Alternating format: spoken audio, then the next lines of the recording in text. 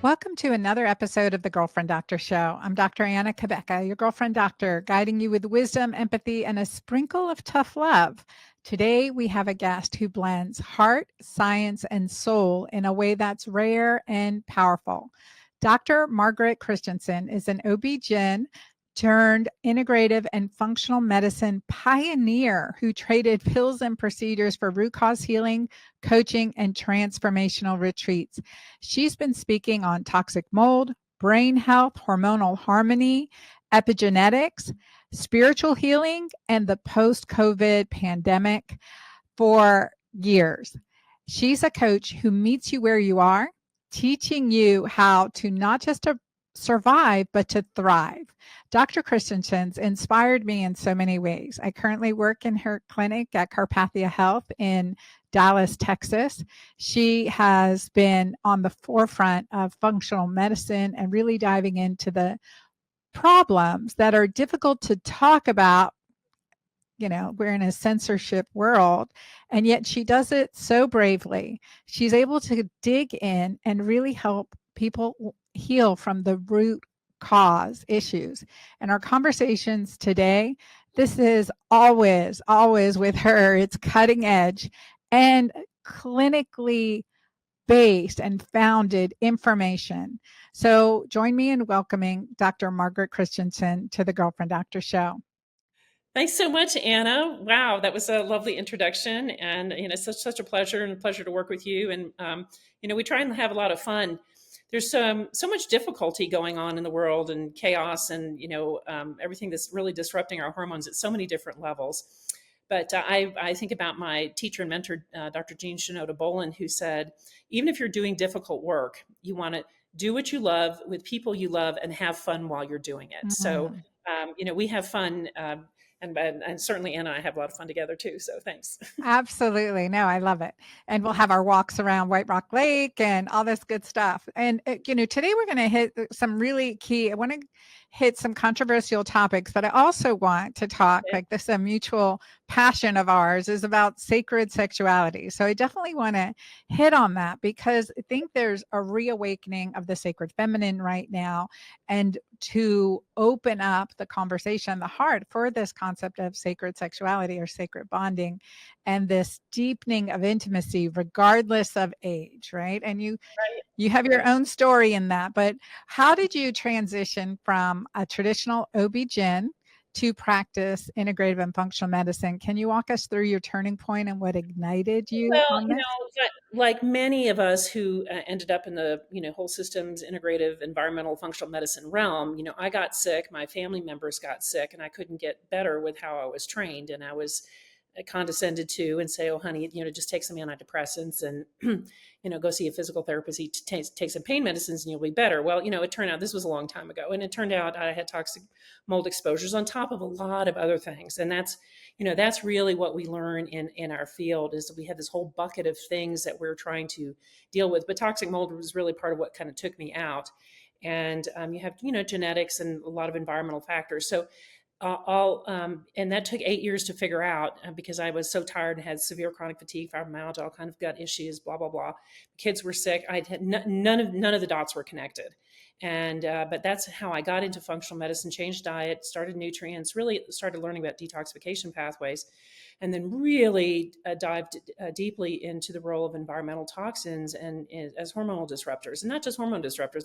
They're really disrupting everything, cardiovascular, autoimmune, et cetera. But again, hormones is kind of my area, and so that's how I got started, and I learned along the way too, because two of my four children have severe neurodivergent issues, one very severely so, and he's dependent as an adult.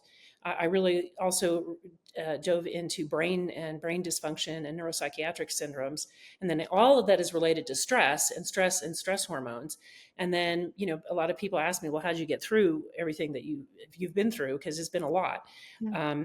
particularly during the COVID years, and that has to do with spirituality and faith and the connection to greater source, which then loops us all back around to, hey, you have to have fun and joy and play and channel light and well-being, if that's part of what you would like to, how you'd like to create health in yourself. And healthy sexuality is certainly a part of that.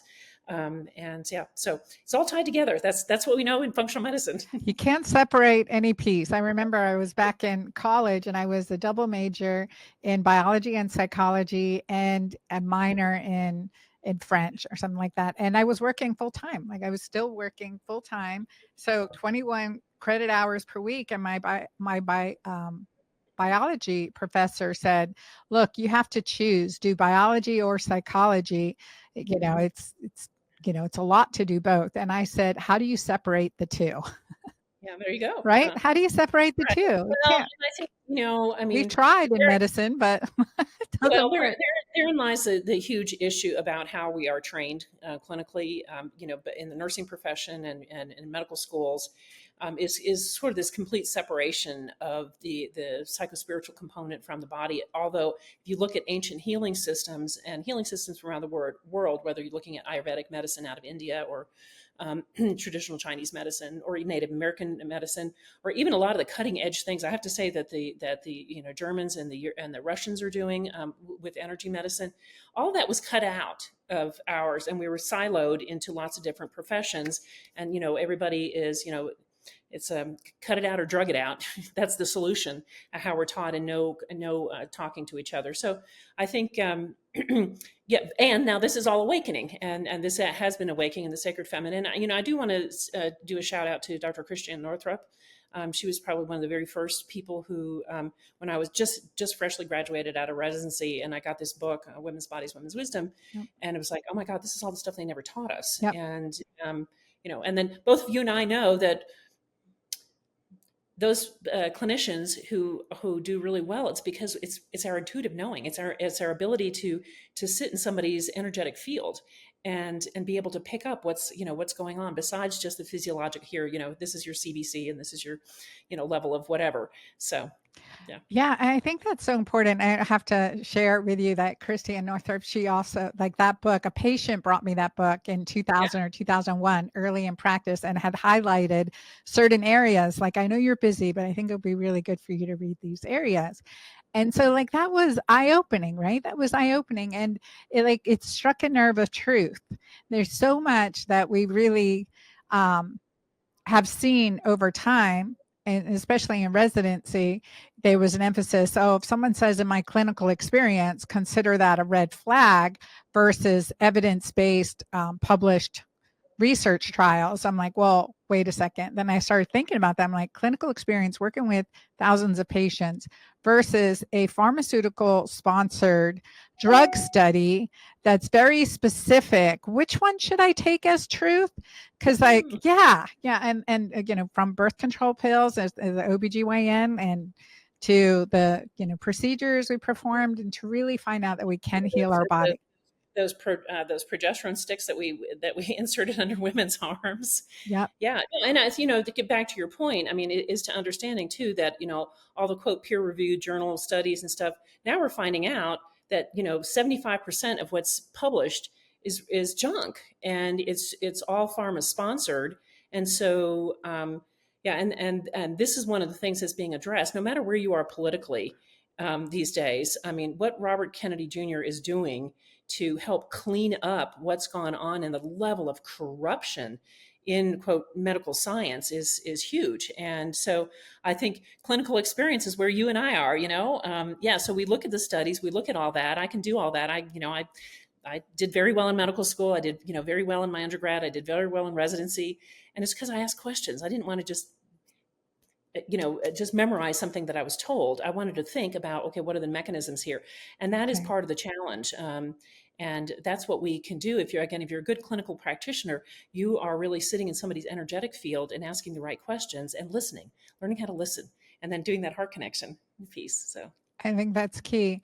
Well, one of the things, like with this neuropsychiatric, immunologic illness spike that we're seeing as physicians, we're definitely seeing this post-pandemic.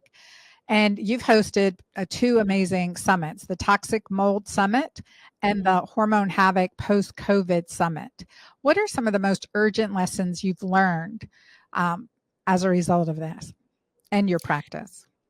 Well, I think that the two major influences that I'm seeing with hormonal disruption and chronic illnesses has to do with two things. One is chronic stress creating what we call limbic system dysfunction, where the brain gets stuck in chronic fight or flight. In Dr. Talk, we call that sympathetic overdrive, and that's a part of the brain that's unconscious, and it can be very readily manipulated as well. And that's what happened during the whole COVID thing. So the chronic stress, and unless we have tools to help mitigate that and lower that, that's a big piece. And then the second, I think big lesson here is the absolute level of disruption that we have in our physiologic systems because of not just spike protein, but all the other toxins that we're being exposed to, the pesticides, genetically modified foods, air quality, water quality, et cetera. So the thing we have to do is clean those things out. Clean water, clean food, clean air, and a clear mind. That helps to, again, bringing down the stress level and then working on identifying and knowing how to get rid of the toxicity that's going there. Because what we are seeing now is massive disruptions in fertility. Again, women's hormonal cycles, things like PCOS, and what just we talked about, the neuropsychiatric syndromes are just huge. We have all these young people with terrible challenges with anxiety, depression, bipolar, schizophrenia, all of these things that have come up. Degenerative neurological diseases we're seeing in younger and younger people. We're seeing turbo cancers and cancers, colon cancers in particular, in younger and younger. I mean, people being diagnosed in their 40s, which is crazy. It used to be 60 and up. So I'm in younger children too. So it's this. I think it's those two major areas. If you know how to address and mitigate and recognize, oh, this is limbic system dysfunction, why I'm so anxious, why I can't sleep, again, why I get so disrupted about everything, why I've got mast cell activation syndrome. So learning how to, again, calm that down, and then identifying and understanding your total body burden of toxicity, including stress.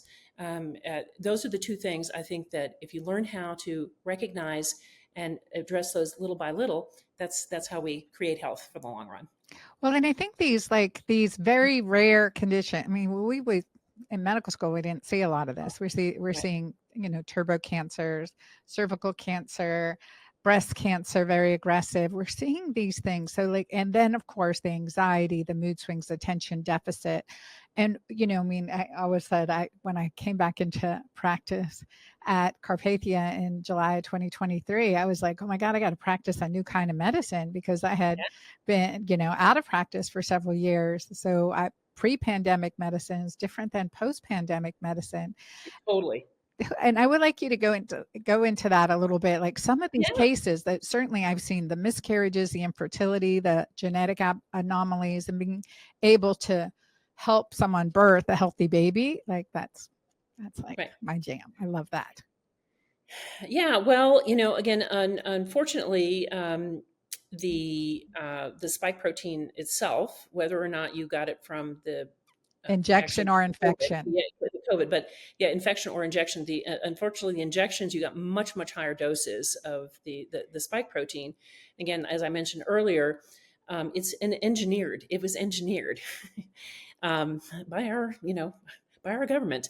And so it has all these different sequences in it that now we are seeing are having long-term consequences, including chronic immune system activation, chronic activation of inflammation in different parts of the bodies and in the blood vessels. So we're seeing more things like strokes and blood clotting issues. And again, as you already mentioned, a lot of hormonal disruption going on because, again, when your body's in chronic stress, what are you impacting?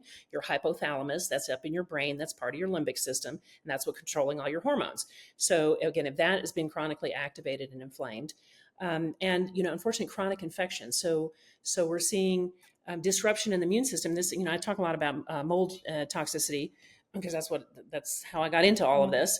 But the same thing with COVID is that we suppress the part of the immune system called the innate immune system, which goes after infections, and we overactivate the part of the immune system that creates cytokines, that's a lot of inflammation, and antibodies. So again, we're seeing this massive increase in autoimmunity. I think one of the studies done with Dr. Jessica Rose, looking at the VAERS data, the vaccine adverse events data, showed an 800% increase in new autoimmune diagnoses, like in a 2-year period. So here's the good news, though, because that all sounds pretty scary, and it is. And we have foundations, right? Foundations everyone Yeah, can take. right. So what are our bodies created out of? We're created out of matter, mass. What it is that we consume, that we're eating and putting into us, and what's coming out of the soil. That's part of what creates a cell. Oxygen, light, and energy. Those are the foundations, and of course water. So if you clean up your water supply, and again you're drinking filtered water, if you get plenty of sunlight exposure, things like vitamin D, and this whole thing. I mean, I don't have time to go into that, but the whole thing with sunscreens and vitamin D, and I mean, We've covered it in sunscreen. other topics, Okay, podcasts. yeah, good So, grief. I mean, yeah, yeah, so much BS. But I mean, that's why I have a light bed in my office. We have arc an bed. LED, yeah, arc bed that has all these spectrums of light, along with lots of other energy frequencies. We are energy, so we can. And that's where medicine is going now. Medicine is going into understanding energy, and God bless the again the Ayurvedic medicine folks, and the Chinese traditional medicine. Chinese medicine folks, because they've understood that for years, and there's nothing woo woo about it. If you know anything about quantum physics, you get that we are energy bodies made of light, and everything is connected. And like all those fascial planes in our body is actually where the acupuncture points are. Mhm. And so our bodies move and channel energy, and so we can use whole new therapies to help address some of this stuff around. And then like you said, the foundations, going back to the foundations, get enough sleep and poop every day, at least once, preferably 2 or 3 times.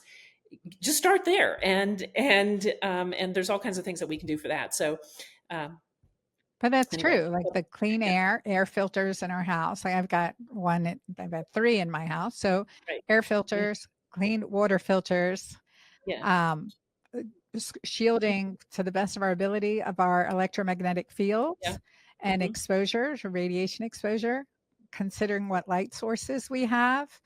Hmm. And I think like the most important thing, and we talk about this because it's relationships, Yeah. Yeah. cultivating healthy relationships. So if you're sick and unhealthy and isolating, it is like your relationship. I've been there. So I say this, my relationships decompensated. And now I like have the best relationships in my life with my family, with my friends, with my colleagues. And like, so that is good medicine, everything to do to increase oxytocin. So I'm going to shift a little bit because we're like, okay, Immunity. COVID, Yeah. Yeah. neuroimmunology, psychoimmunology. We're talking toxicity. I mean, these are challenges. They're all good steps, and Right. all comes with these foundations. And I couldn't agree Right. more. Like Right. poop regularly, Right. all the get a good night's sleep. All the fundamentals that are key. Reduce that EMF and blue light exposure and get plenty of nature. Like sometimes I'll write on a prescription pad, Margaret, number 1, orgasm. Number 2, Yeah. go camping for 3 days. I mean, like, Oh, yeah, no, I'm a camping. I love camping. yeah, Yeah, so I like being out in nature. Yeah, and it's yeah, no, good that's medicine. yeah, and like you said, relationships and oxytocin, right? And that's it's all about again getting more oxytocin and learning how to love on yourself. And doing a little havening. Havening.org is a really great thing if you're not in partnership. So. Well, and speaking of in partnership, would you share a little bit of your post midlife love story? And then it's inspiring. It's inspiring.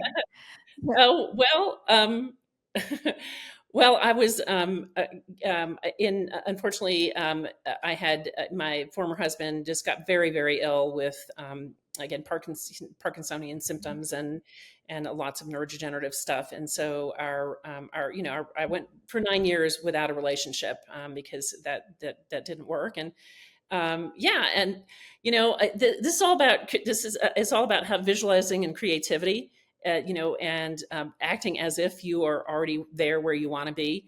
And this is very silly, but one of the things that I found was helpful for me, particularly because of the level of stress I was under, is to read romance novels. Right? So okay, I've admitted it out loud, and but Okay, they I'm all going to have want a list of yeah, suggested yeah, best but ones.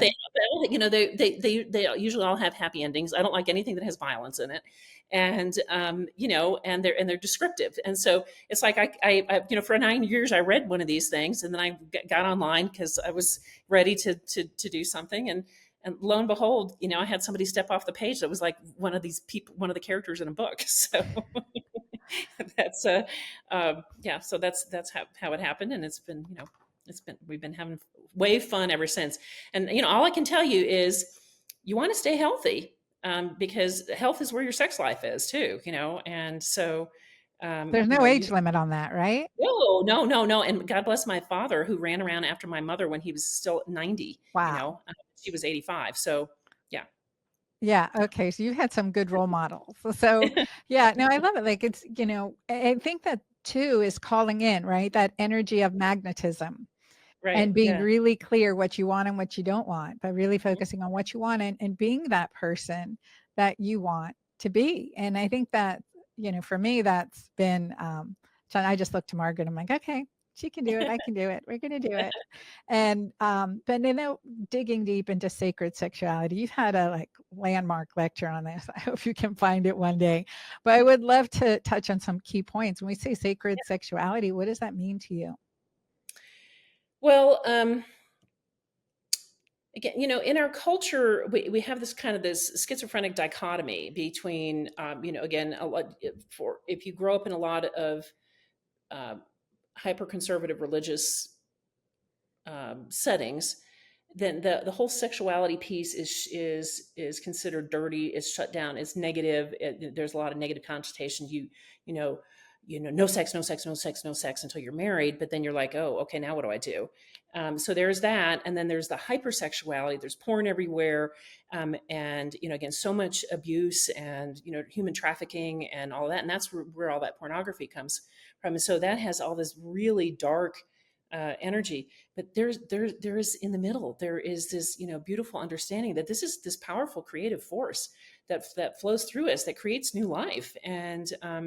And then if you're beyond the age of creating new life, you create new ideas, you create and you bring into fruition all kinds of things. But you can help and learn how to channel that energy, and that's what a lot of Kundalini is about.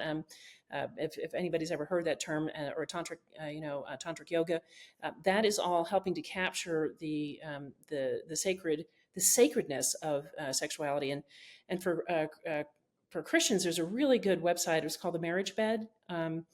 That again really focused on some of the biblical things behind that. And so we have to learn how to enjoy our bodies, first of all, and no matter their shape or size, just say thank you for wherever you are, because if you're Hating really your making body, if you're you're hating your body all the time, then all you're doing is again creating more limbic system dysfunction, creating more stress hormones, and then you can't lose weight, or you can't do those things. So for me, sacred sexuality is really honoring our God-given gifts, and our bodies. And women have a clitoris for a reason, and it's not detached to anything else. That's all it's for, is pleasure.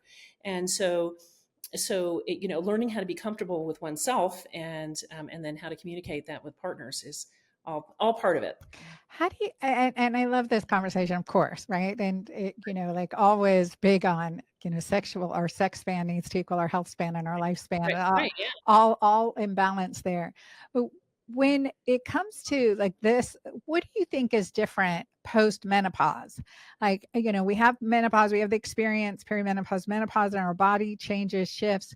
So post menopause, is there a shift in a way that the sexuality within the relationship is nurtured? That's one question. Then the second question, because I think you'll answer them both as well, is the improving. Is there an age limit on improving the sexuality? Like, do you feel like with vulvar vaginal health, clitoris to anus, as I like to say, keeping that Right. healthy, like the importance of that and what you do? Okay, well, let me ask that question. So, I'll answer that question first, and we'll go back to the first one. You're going to have to repeat to me. I don't, in terms of an age limit, and just remember too that sexuality doesn't have to involve intercourse. intercourse or Mhm. even sexual touch. Right. And a lot of it is, I mean, just eyes and gazing. I mean, just making that connection, and touch. So just lovely, lovely, just touch, and touch releases oxytocin. Again, that's that bonding hormone. So whether or not you are physically capable of having intercourse, or wanting to do anything else, That's not the point. I think the point is having the intimacy, the connection, the love, the whatever.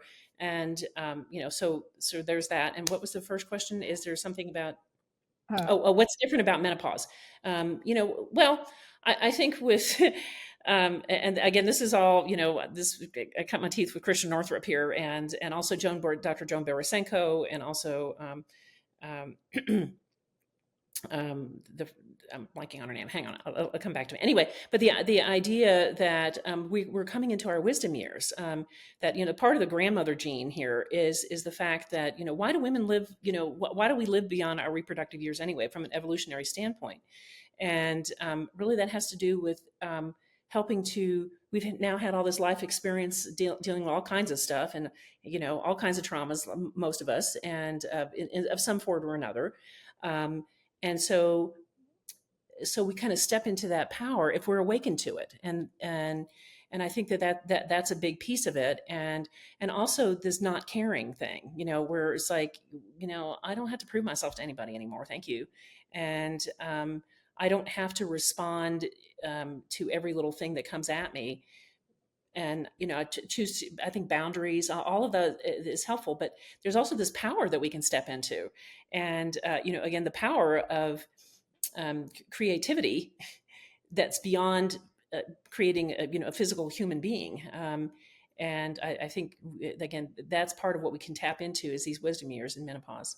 yeah, I agree. Like I say, the magic years, really. I Right. do believe they're magic years. And when we tap into that source within us, right? And also the legacy of focusing on the legacy that we want to create. And glad that, I have role models like you and, Christiane Northrup and others in our field that have been pioneering this for a long time. And what about hormones? Jean Shinoda Bolen, that's who I want to thank. Jean Shinoda Bolen has written amazing books, and she's an amazing Jungian psychiatrist, and so I would highly recommend her all of her books, as well as Northrup's, as well as Borisenko, as well as Dr. Jeannie Ochterberg. So these are all women who really talk about the psychospiritual journey of aging and stepping into that power. Yeah, I think that's so important. We feeling that our power is actually growing. And that's Yes. how I feel. I don't know. Yeah. I feel my influence, power, strength, decision making, all of that feels more And it's in not power alignment. over. It's not power over. It's power with. Yes, And it's helping to uh, raise the boats for everybody, not top down power. absolutely. Absolutely. And what about, okay, the biggest question, I still have Mhm. patients coming into the office that says, okay, well, I'm over 65 or I'm 70. Can I start hormones? What do you tell those patients? Well, first of all, I want to find out what issues that they're having. So what we do know is that women postmenopausally who are not on hormone replacement therapy are more likely to have problems with vaginal dryness, recurrent bladder infections, again, brain issues, heart issues, and those are all Bones. things bones. Yeah, those are all things that hormones can be beneficial for. Now, I never put women on, and more men, on hormone replacement therapy until I've kind of really done a thorough assessment of, okay, what else is going on with you? And again, how well are you detoxifying? Again, what is your stress hormone levels? Because when we're looking at hormone replacement, you always start with the adrenals. If your adrenals are out of whack, then you're not going to get your thyroid right. Your insulin's going to be off. And yeah, there you go, Mighty Maca. That's what I'm drinking right now. Adrenal support, it saved my life. Yeah, yeah. So always I want to start with adrenal support. I mean, theoretically, postmenopausally, women are supposed to continue to make testosterone in their ovaries and in their adrenal glands, which should be then converted to a little bit of low dose estrogen. However, again, everybody's so stressed out that their adrenal glands have been blown out long ago, so they're not working well, and often DHEA levels are low. And thank you for your product, your DHEA Julva, because that's helpful to replace. So again, those stress hormones, we got to address those first, and then upregulate detoxification pathways in the gastrointestinal tract, in the liver, in the gallbladder. Make sure you're digesting well. Make sure you're dumping. Go get a couple lymph treatments to open up your lymphatic system. We're now working with Dr. Stephanie McCarter, who's absolutely fabulous, and just reminding us of the importance of emptying the colon. And so for a lot of our clients too, we're sending them to get colon hydrotherapy. My preference is using closed colonics in the first couple of times that you do it, because again, all of that is part of metabolizing our hormones and using them effectively. And then when I use hormones, I only use very low doses because I try and this is a my colleague Bethany Hayes.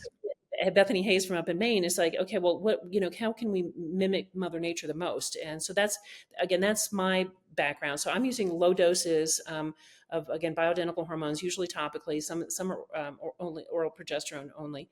Um, and then I'm trying to support all the other systems at the same time. So back to your question, how late can you start hormone replacement therapy?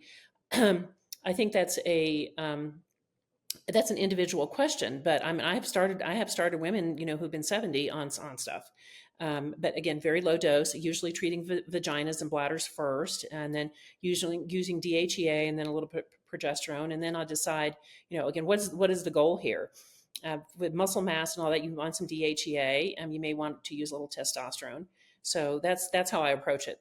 Well, It's not a bad answer. no, yeah, no, and that's so important because it's a considerate answer, and that's the whole thing. It takes more than hormones to fix our hormones, right? Yeah. Say that over and over, right? It does, and so we have to address these issues because that was really well.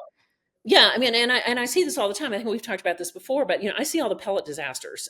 So again, we have all Let's these talk about that a second because Okay. I think they're like. Let's talk about pellets and what you've seen with this because I definitely hear from other providers, and I've always had if there's a reason it's a short course at a lower dose because we don't want to suppress the body's natural production and shut it down like happens in men, obviously, because then they get testicular shrinkage. So tell us about So this. well, here's the challenge that again, if you don't understand the physiology of how we create hormones, how we utilize hormones, how the receptors work, how you metabolize hormones, and how you detoxify them, and then you're just inserting a pellet into somebody, and you have not assessed any of those other things, then you again, that's where I see all the problems. And I had a young woman who came in her early 40s the other day, who had gotten a pellet because she had low testosterone on her blood work. Well, and then all her hair fell out and she got bad acne, and it's like, wait a minute, nobody fixed the rest of this stuff. Nobody looked at your adrenals first, or your complete thyroid, or your nutritional status, or all of that. So that is my issue with it. And unfortunately, once you get them in, they're in you. That's right. until it wears out, and that may be, 8 weeks, Yeah. 12 weeks. Yeah. And it definitely, I don't like estrogen pellets at all, Right.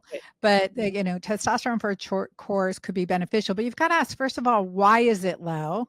Address Right. those reasons why it's low and support the detox pathways, because I've listened to one of the owners of a company that is very big in pellets, and he was saying, oh, give those postpartum moms testosterone pellet because they'll do so much better. I'm like, are you insane? Like, you don't Shrivel their breasts. and just insane. Exactly. Like that type of indiscriminate type of leadership in that area is detrimental. We always have to ask, why is it low? What do we need to do to fix it? And we're seeing young men with testosterone, 17 years old, testosterone in the under 200, and you have to ask why and do those things to make that difference. And the same with women and perimenopausal women. We're like, okay, I'm glad we're talking about hormones and the safety of hormones, but the answer is not to slap a patch or drive a pill on him. You've got to address these issues because it takes one of the hormones to fix our hormones. And there is, and this will go into the energetic woo-woo segment of our conversation, there is a rewiring. Just like with puberty, there's a rewiring. Menopause, there's a rewiring. And we wouldn't want to suppress one in puberty any more than we want to suppress menopause. We know that there's going to be some challenges in menopause. We want to make them as healthy as possible.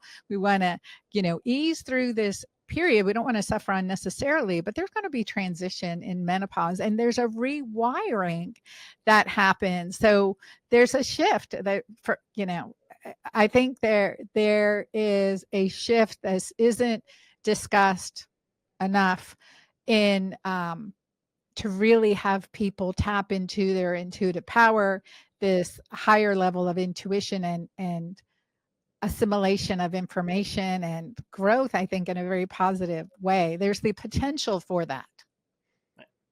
Yeah. Yeah, and again, I just think about again, this is the work of Christian Northrup, but talking about how all the stuff that happens to us in childhood for which we have no voice and no ability to speak up or whatever, all those things that get buried in our body, and we know so much about how the body stores memories. The memories aren't just here; I mean, they're in our whole body, and then what happens is all that kind of goes underground, and then and we hit puberty, and our hormones are going like this, and then we stuff all that down, and then we theoretically recycling through the rest of our lives, and all of a sudden in menopause, woo, you start getting all these hormones going up and up and down kind of like crazy. Well, and they're pinging the hypothalamus in the brain, and that's loaded with estrogen progesterone receptors, so that you may reactivate and look back and uncover old stuff that happened, or old memories, or things that are come up. And now you're in your wisdom self, now your adult self. Again, if you have been cultivating inquiry into the spiritual side of things, your adult self can go back and help take care of that, whatever happened to that young person, and in a very compassionate and dear way, and having such deep compassion and forgiveness for ourselves for whatever we've been through, and that just makes it so much easier to take care of other people. Oh my gosh. And to be with and to be with others who are difficult, is okay. Can I have forgiveness and compassion, number one, for myself, for the judgment or whatever that I'm putting on this person, and then can I have forgiveness and compassion for whatever this person in front of me is doing that is really driving me crazy. And again, that's all part of this spike of spiritual maturity, I think, that arises at this point in our lives. And I'm just thinking, can I ask for, have that compassion and self-forgiveness for my absolute sarcasm and laughter at this other person's actions, etc., like the insanity of it all. Like, first I've got to laugh, and then I'll have my compassion. Right, there you go. Yeah. But I think really understanding that that this transition is as much a emotional, psychological, spiritual one as it is a physiological one. Yes. And we're not taught that. We're not taught that in our training. No, it's menopause is ovarian failure. Right. And Right. it's a lack of. Yeah. So. Right. And that this is important to communicate. I do want to emphasize, like, when you say this time period, this menopausal time period, it is, I say, the pressure cooker of our lives. Like, and this is all that stuff we've shoved down for years. It's like the lid flies off the pressure cooker. So being able to deal with this, I like that how you made that connection for me too, because I'm always like, this is the pressure cooker, the lid's off. But right now, that psycho spiritual component that we should be cultivating, or we have cultivated up to this point, or we recognize there's more things that we need to cultivate all the time, that to help us address these deeper issues and traumas. And I think I don't think that can be done, frankly, in my experience, without having a deep spiritual connection of something, whether it's to nature, or again to whatever religious faith that you were brought up in, or you're into quantum physics. I mean, those are all different ways of approaching the same issues. But again, learning and understanding that we are energetic beings, we are energetic bodies. Everything is made of energy, and toxic mold has energy, spike protein has energy, but so does joy, and so does And so, what energies are we choosing, and what energies do we choose to release? And what energies do we choose to use for creating protection? And what energies do we use for creating expansion and growth? And again, joyful living with well-being. Yeah, I love it. I love it. I could talk with you all day, and I think we're going to have to come back and do another episode on the whole, digging deeper into sacred sexuality, and the Mary Magdalene and the Mary, paths, and some real, some real well, the insight. whole sacred feminine, that's a whole realm that is just deserving of its own discussions. And again, all the authors that I listed, that they all bring that up. And yeah, so Yeah. yeah, Well, the sacred.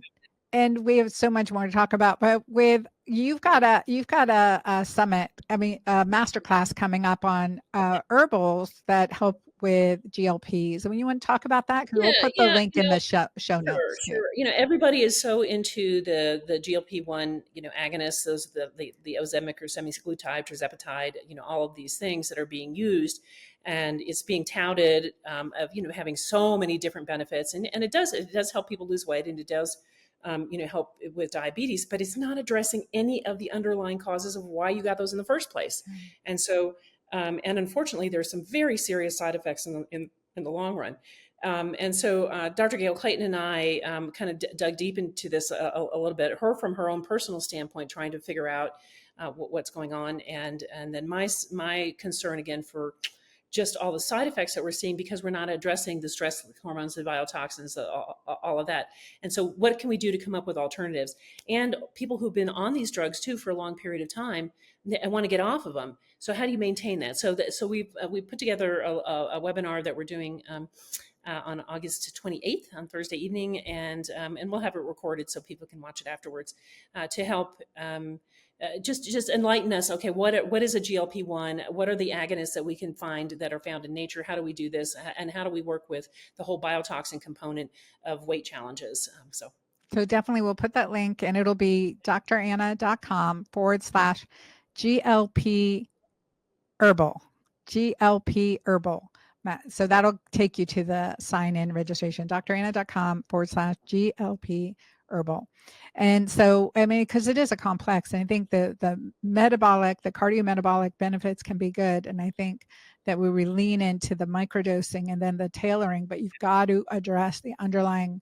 Or like I've seen clients in my office who were on GLP-1s and they gained all the weight back plus, and they are so heartbroken. They're so frustrated. And I said, it's just because the underlying reasons that you had the weight gain to begin with, you had these issues weren't addressed. But because we'll all do those that. fat soluble, again, people don't understand. So a lot of your weight is because your body is trying to protect you from all the fat soluble biotoxins that are in our environment. And so when you lose all that weight, you are recirculating, you're dumping out all those toxins into your system. And if you are not supporting your detox mechanisms or understand how it's impacting your hypothalamus or your satiety mechanisms, then yeah, it all comes back. And so Or that that's it's what, our yeah, emotional and energetic buffer.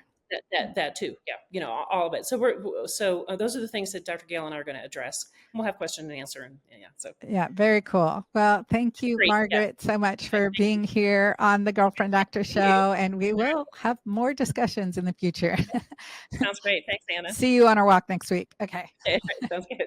It is always a deep conversation with Margaret. I tell you, there's no superficial here. She has over 30 years of clinical experience, her own journey through mold toxicity and neurodivergent issues within her family, and challenging medical cases that had been, basically given no hope.